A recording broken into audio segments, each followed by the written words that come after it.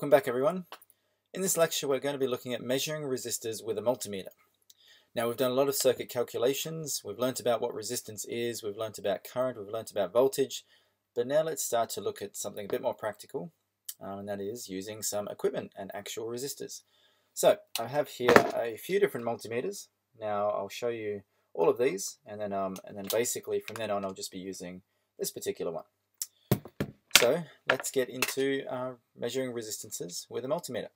So we've got the three multimeters here, 1, 2, and 3. This one is the one I use most of the time. This one here is just my $10 cheap one, and this one here was my older one that I used to use before this one. Now, from here on in, I'll be using this one. However, with these other two, they're all three of them are multimeters, which is really good. The reason this one's a bit better than this one, even though it looks like they may do the same functions, is that this one has a better accuracy, which for pretty much anything that we're going to be doing throughout these lectures, the accuracy of this one will be perfectly fine. However, I specifically purchased this one for a little project that I was working on for Kickstarter, which is this little guy. This one here plugs into your USB port. It's got this little LED screen here. Then you plug a mobile phone cord into here. It then tells you the how fast your mobile phone is charging, and there's a few options that you can do with the button and the switch here. So in order to make sure that this was working really accurately, this just wasn't going to do it for me, so that's why I had to get this one. Alright, so let's have a look at these multimeters. So with this one here, it's been turned off at the moment. It's got an auto off feature, but if I put it in the ohms position, I'll measure resistance. This volt, the V is for volts, and then it's got a little wavy pattern. That's a sine wave. That means I want to measure AC volts, and we'll get to that in a later lecture. This one here with the two lines, a solid line and a dashed line, that means DC volts. Later on we'll learn about capacitance and frequency in hertz. We can measure temperature with this. We can measure HFE, which is to do with transistors. We can then get current, microamps, milliamps, and amps. Then from there we have these 4 different connections. So we have our 2 multimeter leads here, so red and black. What we're always going to do is plug the black one into the common connection, and then depending on what we're measuring, so if we want to measure volts, ohms, or frequency in hertz, we put the red one in there. If we want current in the order of milliamps, we plug it in there. If it's going to be a lot of current in the order of amps, we plug it into there. For most applications, it'll be right there, because that's where most functions are. Very similar for this one here. We have a COM connection, that's always your black lead. Volts, ohms, and small amounts of current in the milliamps is this one for the red one, or the red one would go here for up to 10 amps. And this one here has the 4 connections, very similar to this one over here. Now these 2 meters here, the one on the left and the one in the middle, these are what are known as auto-ranging meters. An auto-ranging meter means that if we're going to measure resistance in this case, you don't actually have to tell it what kind of range the resistor would fall in. However, this one on the right is not an auto-ranging, and see how it's got loads of other positions compared to these two for the selector switch. If you focus your attention down here, this is also the resistance symbol, but there's lots of different resistance positions. We've got 200 ohms, 2k ohms, 20k ohms, 200k ohms, 2 megohms, and 200 megohms. So for this one to work properly, what you need to know is, well, if you had no idea what this resistor value was, so let's say we've got this resistor here, and you had no clue what that was, you'd actually have to start from the biggest range, and then work your way down in range until you got the value so you got the value with the most amount of accuracy that you could get. When we're dealing with these two, they automatically will go through the different ranges and select this particular range for you. So let's get rid of this one for now, and this one. Let's have a look at what we have to do to our multimeter to measure resistance. We're going to check out this one, which we've seen before. That's our big 5 watt resistor. 5R6, if you remember, is 5.6 ohms. J is a tolerance of 5%. This one is a little quarter watt resistor, and that is a 1K resistor. This one is a 150 ohm resistor. This one is a 3.9 megohm resistor. And finally, we've got this little tiny one on the tip of my finger. So that's one of our surface mount ones. Very, very hard to see, but we'll also see that that is going to have some resistance. Now, what we do is we need to first test that our leads are working.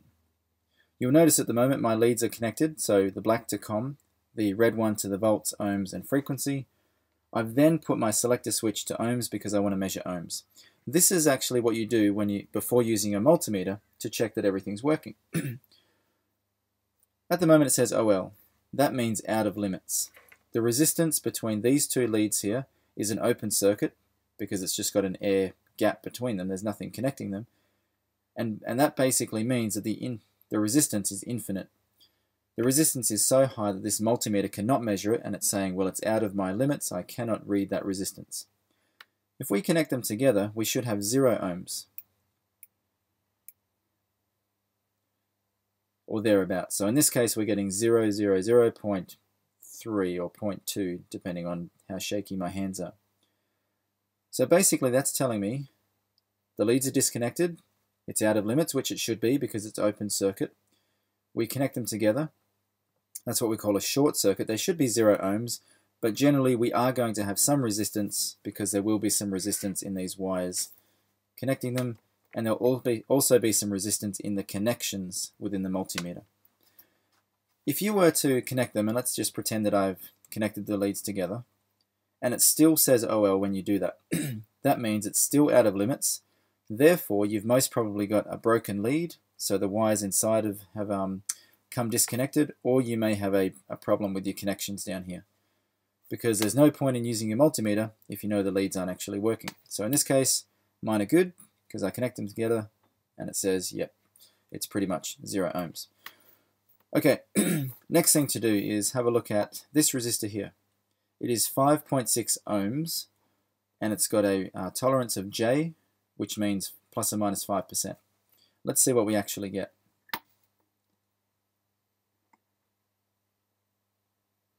.8 ohms. So that is really close to 5.6 ohms. In fact, if you were to work on the tolerance of 5%, it is well within that 5% tolerance. Let's have a look at this guy. This one is a 1K ohm resistor because the color code is brown, black, red. So brown being 1, black being 0, red being 2. So we have 1, 0, and then the red tells us to add 2 more zeros. So we have 1000 ohms. And I'm getting 989, or sorry, 0.989 K ohms. It has a 5% tolerance because it has a gold band over here, which may be a bit hard to see on camera. But that gold band means 5% tolerance. So 5% below 1K is, well, we're certainly within our tolerance here at 0.989 K, very close to 1K. Okay, this next one is 150 ohms. It has the color code of brown, green, brown, so brown being 1, green being 5, and then brown being 1 again, so we add 1 0, so it would be 150, which is 150. It also has a tolerance of 5%, so if we measure this one, 150, so this one's even closer than before. This one is 0.3 ohms off where it should be. The last one here is, again, 5% tolerance. However, this resistance is way bigger than the other ones. It is orange, white, green. Orange is 3, white is 9, so we've got 3, 9, and then the green is 5, which means add 5 zeros. So it's actually 3.9 million ohms. 5% tolerance again because it's got a gold band. So this one's a little bit off compared to the other ones. 3.7 meg ohms, and the big M means meg. However, it's still within our 5% tolerance, so it's still good to use. Now, with the leads of a multimeter, when you're checking resistance, it doesn't matter if you have them black on the left, red on the left, it really doesn't matter. You can check it either way. Later on, we'll learn about components where it does matter which way you connect up the leads. And we call that polarity sensitive. So it doesn't matter which way I do these, you'll get the same reading. Now let's have a look at this last little one. This should be, I'm pretty sure I grabbed a 300 ohm resistor, so let's see if I can actually connect this up to it. There it is, 298.7. So very close to our 300 ohms, and I think this little guy has a tolerance of 1%. So that is that's looking not too bad. Oh, now I'm just having problems trying to connect it. Yeah, so it's just about 1.5 ohms off. So very, very close to 300. Okay, so that's how we're going to use the multimeter. So you first turn it from off to ohms, check your leads by connecting them together and making sure that you get around about 0 ohms. If you get 0 point something, that's still fine for our purposes. If you connect them together and you're not getting around about that, then check the connections, make sure they're in the right spot, or maybe you could have faulty leads, so you might have to buy some new ones. Now, just so I can show you, if we were to get the manual ranging multimeter, so this one over here, it doesn't automatically select the range that we need. So to make this work for resistance, we go to the COM position and volts, ohms, and then it's got these other ones.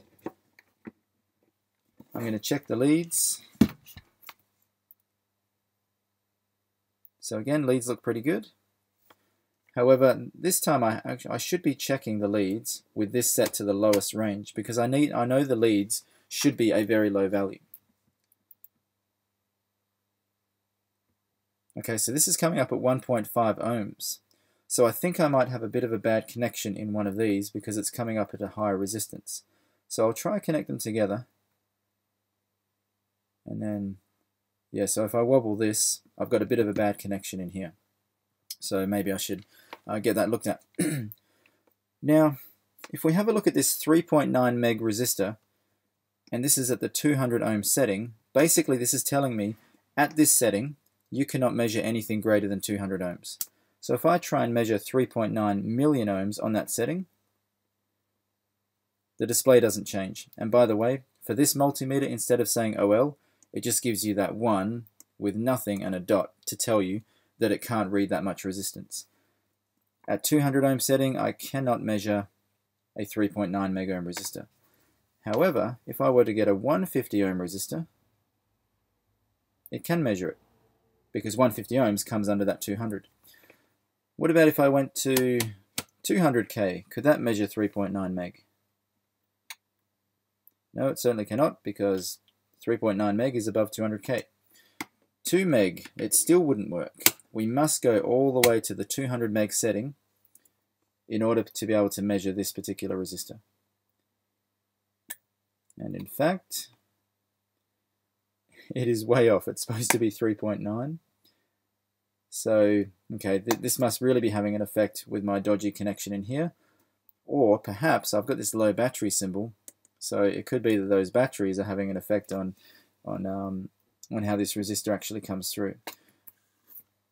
Let's just try this 1K resistor, see how it manages that. So to measure 1K, I'm going to go to the 2K setting because that's the closest to 1K while being just above 1K. So very, very close. So it seems like we do have a bit of a problem with this meter when it's trying to measure the 3.9 meg. It could be that I need to replace the batteries, or the bad connection in here may be having a pretty bad effect. Okay, so that's it for how to use your multimeter to measure resistance. Thanks for watching, guys.